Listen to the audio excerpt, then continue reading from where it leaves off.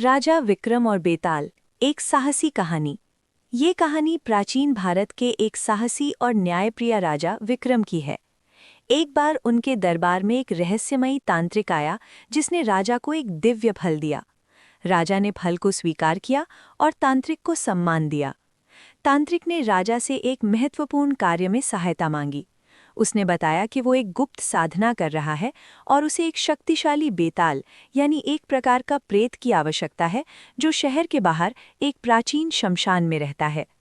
तांत्रिक ने राजा को समझाया कि इस बेताल को केवल अमावस की रात ही पकड़ा जा सकता है। राजा विक्रम एक साहसी योद्धा थे और उन्होंने तांत्रिक की मदद करने का निर्णय लिया। वो अमावस की रात एक हाथ में मशाल और दूसरे हाथ में तलवार लेकर अकेले ही भयानक शमशान में गए। शमशान भयानक और शांत था। हड्डियों के ढेर, जलती हुई चिताओं की आग और चमगादड़ के उड़ते हुए रूप डरावने लग रहे थे, लेकिन राजा विक्रम निडर होकर आगे बढ़ते गए। वो एक विशाल वट बड़ के पेड़ के पास पहुंचे जो बहुत रहस्यमयी लग रहा था। उन्होंने मशाल के प्रकाश में देखा कि पेड़ की एक शाखा से एक अजीब सी वस्तु उल्टी लटक रही थी। जब उन्होंने ध्यान से देखा तो उन्होंने एक पीले दुबले पतले शरीर और चमकती लाल आंखों वाले बेताल को पाया। राजा विक्रम थोड़ा भी नहीं डरे। वो पेड़ पर चढ़ गए और बेताल को नीचे उतारा। बेताल ने राजा को चेतावनी दी कि वो उसके साथ तभी चलेगा जब राजा पूरी यात्रा के दौरान पूरी तरह से चुप रहेंगे। राजा ने सहमति दी और बेताल को अपने कंधों पर उठा लिया। रास्ते में बेताल ने राजा के मौन का लाभ उठाकर उसे एक कहानी सुनाना शुरू किया। उसने कहा कि कहानी के अंत में वो एक पहेली पूछेगा। अगर राजा को उत्तर पता हुआ और फिर भी उसने सही उत्तर नहीं दिया तो उसका सिर 1000 टुकड़ों में फट जाएगा। राजा चुपचाप सुनते रहे और आगे बढ़ते रहे।